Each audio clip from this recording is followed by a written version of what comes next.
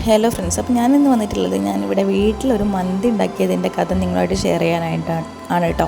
അപ്പോൾ നമ്മൾ കുഴിയില്ലെങ്കിലും കുഴിമന്തി ഉണ്ടാക്കാമെന്ന് ഞാൻ അറിഞ്ഞത് ഇപ്പോഴാണ് കേട്ടോ. ഞാൻ കുറേ യൂട്യൂബിൽ റെസിപ്പീസ് തപ്പി, ഓരോ റെസിപ്പീസിൽ നിന്നും എനിക്ക് നല്ലതെന്ന് തോന്നുന്നത് മാത്രം ഞാൻ അതിൽ നിന്ന് പിക്ക് ചെയ്തെടുത്തിട്ട് ഞാൻ ഉണ്ടാക്കിയ മന്തിയാണ് കേട്ടോ. അപ്പം നമുക്ക് ഞാൻ മന്തി ഉണ്ടാക്കിയതെന്ന് എങ്ങനെയാണെന്ന് കണ്ടാലോ.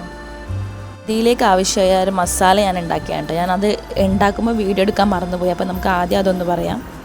അതിലേക്ക് കുറച്ച് ഒരു ഒരു 5-6 കറുവപ്പട്ട, ഒരു 5-6 ഗ്രാമ്പൂ, പിന്നെ ഒരു 3-4 ഏലക്ക, പിന്നെ കുറച്ച് മുളക് പൊടി, കുറച്ച് മല്ലിപ്പൊടി, കുറച്ച് മഞ്ഞൾപ്പൊടി, ഉപ്പ്, ഇതെല്ലാം കൂടെ ചേർത്തിട്ട് ഞാനൊന്ന് മിക്സിയിൽ പൊടിച്ചെടുത്താണ്. അതാണ് നമ്മൾ ഈ ചിക്കനിലേക്ക് മസാലയായിട്ട് ഉപയോഗിക്കുന്നത് കേട്ടോ.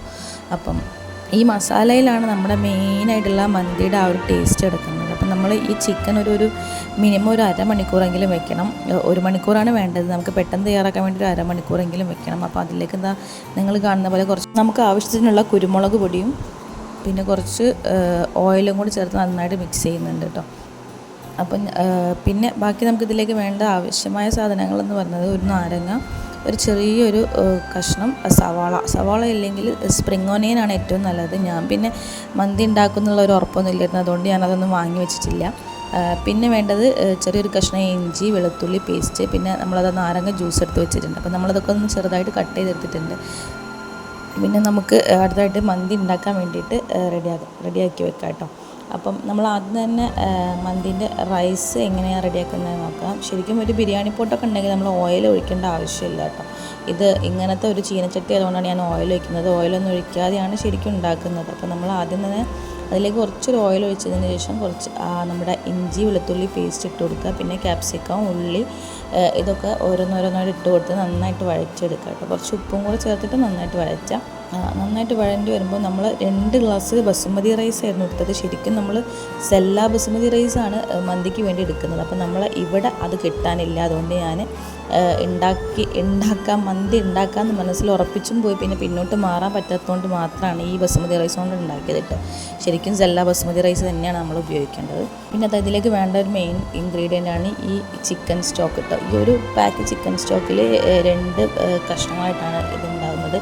അപ്പോൾ നമുക്കിത് 2 വേണമെങ്കിൽ റൈസിലിടാം, അല്ലെങ്കിൽ 2 ചിക്കനിലിടാം. ഞാൻ ഒരു കഷ്ണം റൈസിലും ഒരു കഷ്ണം ചിക്കനിലാണ് ഇട്ടിരിക്കുന്നത് കേട്ടോ. നമുക്ക് എങ്ങനെ വേണമെങ്കിലും അതിലേക്ക് ആഡ് ചെയ്താൽ മതി.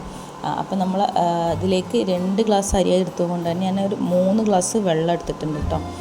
അത് തിളപ്പിച്ചിട്ടൊന്നുമില്ല, സാധാരണ പച്ചവെള്ളം നമ്മൾ ഈ വഴണ്ട് വന്ന ഇതിലേക്ക് ഒഴിച്ചു കൊടുക്കുക. പിന്നെ നന്നായിട്ട് വെട്ടി തിളയ്ക്കുക കേട്ടോ. അപ്പോൾ ഉപ്പിടുമ്പോൾ ഒന്ന് സൂക്ഷിക്കണം. നമ്മുടെ ഈ ചിക്കൻ സ്റ്റോക്കിൽ ഉപ്പ് ഓൾറെഡി ഉണ്ട്.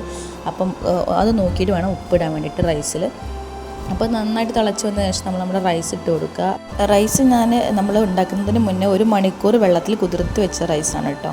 റൈസും വെള്ളവും കൂടെ നന്നായിട്ട് തിളയ്ക്കുമ്പോൾ ഒന്ന് സിമ്മിൽ വെച്ചിട്ട് ഒരു 10 മിനിറ്റ് അതൊന്ന് വേവിച്ചെടുത്ത് നമ്മുടെ റൈസ് റെഡിയായിട്ട് കിട്ടും കേട്ടോ. അപ്പോൾ നമുക്ക് അടുത്തത് ഈ ചിക്കൻ റെഡിയാക്കി എടുക്കാം. അപ്പോൾ നമ്മൾ ചിക്കൻ ഇടുന്ന പാത്രം കുറച്ച് വലിയ പാത്രം തന്നെ വേണം, കാരണം നമുക്ക് റൈസും കൂടെ ഇതിൻ്റെ മേലെ തട്ടാനുള്ളതാണ്. അപ്പോൾ അതും കൂടെ നോക്കിയിട്ട് വേണം നമ്മൾ പാത്രം എടുക്കാൻ വേണ്ടിയിട്ട്. ഇതിലേക്ക് പിന്നെ ഞാൻ ഓയിലൊന്നും ഒഴിക്കുന്നില്ല, ഞാൻ കുക്കറിലാണ് മന്തി റെഡിയാക്കിയത്. അപ്പോൾ നമ്മൾ ഈ ചിക്കനൊക്കെ കുക്കറിലേക്ക് ഇട്ട് കൊടുത്തതിന് ശേഷം നമ്മൾ ചിക്കൻ കുഴച്ച് വെച്ച ആ പാത്രത്തിൽ കുറച്ച് മസാല ഉണ്ടാവുമല്ലോ, ആ പാത്രത്തിലേക്ക് കുറച്ച് വെള്ളം ഒഴിച്ചിട്ട് നന്നായിട്ട് അത് ഫുള്ള് ക്ലീൻ ചെയ്ത് ആ മസാല ഫുള്ളായിട്ട് നമ്മൾ ഈ കുക്കറിലേക്ക് ഒഴിച്ച് കൊടുക്കുക. കുറച്ച് വെള്ളം മതി കേട്ടോ. പിന്നെ നമ്മളൊരു സ്പൂൺ ഉപയോഗിച്ച് ആ ചിക്കനൊക്കെ ഒന്ന് ശരിക്കാക്കിയിട്ട് വെച്ച് കൊടുക്കുക, മേലുള്ളൊക്കെ ഒന്ന് മാറ്റി കൊടുക്കുക. പിന്നെ നമുക്കിത് നമ്മുടെ നേരത്തെ റെഡിയാക്കി വെച്ച നാരങ്ങയുടെ നീര് ഇതിലേക്ക് ഒഴിച്ച് കൊടുക്കാം. ഇതൊരു ചെറുനാരങ്ങയാണ് കേട്ടോ. പിന്നെ ഞാനതിലേക്ക് നമ്മുടെ മാറ്റി വെച്ച ചിക്കൻ സ്റ്റോക്കും കൂടെ ആഡ് ചെയ്ത് കൊടുത്തിട്ടുണ്ട്. അപ്പം ആദ്യം നമ്മളിത് നല്ല ഫുൾ ഫ്ലെയിമിൽ തന്നെ വെക്കുക. പിന്നെ അതുപോലെ ഒന്ന് തിളച്ച് ചൂടായി വരുമ്പോൾ ഫ്ലെയിം കുറച്ച് കൊടുത്തിട്ട് കുക്കറിൻ്റെ വിസിൽ ഊരിയെടുത്തിട്ട് ഒരു 5-10 മിനിറ്റ് മാക്സിമം അത് വേവിച്ചാൽ മതി. അപ്പോൾ അതിവിടെ റെഡി ആകുമ്പോഴേക്കും നമ്മുടെ റൈസ് ഇപ്പുറത്ത് റെഡി ആയിക്കൊണ്ടിരിക്കുന്നുണ്ട്. അപ്പം റൈസ് ഒന്ന് ഏകദേശം ഒരു 50% വേവാകുമ്പോൾ നമ്മളതിലേക്ക് കുറച്ച് കറുവപ്പട്ടയും ഗ്രാമ്പൂവും കുറച്ച് പൊടിക്കാത്ത കുരുമുളകും കൂടെ അതിലേക്കൊന്ന് ആഡ് ചെയ്ത് കൊടുക്കുക കേട്ടോ. പിന്നെ നമ്മുടെ റൈസ് റെഡിയായി നമ്മളതൊന്ന് ഓഫാക്കി വയ്ക്കുക. അപ്പോൾ ചിക്കൻ ഇവിടെ വെട്ടി തിളച്ച് വന്നിട്ടുണ്ട്. പിന്നെ നമ്മൾ ചിക്കൻ വെന്തിട്ടും ഉണ്ട് കേട്ടോ, ഒരുപാടൊന്നും വേവിക്കേണ്ട. ചിക്കനിലെ വെള്ളമൊക്കെ ഒന്ന് ഇറങ്ങി വന്നിട്ട് കുറച്ച് വെള്ളം തന്നെ ആയിട്ടുണ്ട്. പിന്നെ നമ്മൾ വേവിച്ച് വെച്ച റൈസ് ഇതിലേക്ക് ഇട്ട് കൊടുക്കാം. ശരിക്കും ഇത് റൈസിൻ്റെ ഒരു പ്രശ്നം പറ്റിയിട്ടുണ്ട്. ഞാൻ പറഞ്ഞല്ലോ സെല്ല ബസുമതി റൈസ് അല്ലാത്തതുകൊണ്ട് നിങ്ങൾ നാട്ടിൽ നിന്നൊക്കെ തയ്യാറാക്കുന്നവരാണെങ്കിൽ അങ്ങനെ തയ്യാറാക്കി നോക്കുക. പിന്നെ നമ്മുടെ മന്തിയുടെ ഒരു കിറ്റ് തന്നെ വാങ്ങാനുണ്ട്. അതാകുമ്പം ഇതിലും ടേസ്റ്റ് ഉണ്ടാവുമെന്ന് പറഞ്ഞ് കേൾക്കുന്നത് ഞാൻ ചെയ്ത് നോക്കിയിട്ടില്ല. അപ്പോൾ അത് അങ്ങനെ ഒരു കിറ്റ് വാങ്ങിയിട്ട് ഞാൻ ചെയ്യണമെന്ന് ആഗ്രഹിക്കുന്നുണ്ട് കേട്ടോ. അപ്പോൾ നമുക്ക് അങ്ങനെ ഒരു വീഡിയോ എടുക്കാമെന്ന് പ്രതീക്ഷിക്കുന്നു. പിന്നെ ഇതാ ഈ ചോറിൻ്റെ മുകളിലേക്ക് നമ്മൾ ഒരു 5-6 പച്ചമുളക് കുത്തി വെച്ച് കൊടുക്കുക. അത് ശരിക്കും ഇതിൻ്റെ ഫ്ലേവറിന് വേണ്ടിയിട്ടാണ്. പിന്നെ അടച്ച് വെച്ചിട്ട് ലോ ഫ്ലെയിമിൽ നമ്മളൊരു 5 മിനിറ്റ് 10 മിനിറ്റ് ഒന്ന് വേവിച്ചെടുക്കുക. അപ്പോഴേക്ക് അലിഞ്ഞൊന്നും പോവില്ല കേട്ടോ, ചിക്കനും റൈസൊന്നും അലിഞ്ഞൊന്നും പോവില്ല, നല്ലൊരു ടേസ്റ്റ് ഉണ്ടാവും. അപ്പോൾ ഈ പച്ചമുളകിൻ്റെ ഫ്ലേവറും കൂടെ. അപ്പോൾ നമ്മുടെ മന്തി റെഡിയാണ്. കുഴിയില്ലെങ്കിലും നമ്മളുണ്ടാക്കിയ കുക്കർ മന്തിയാണ്.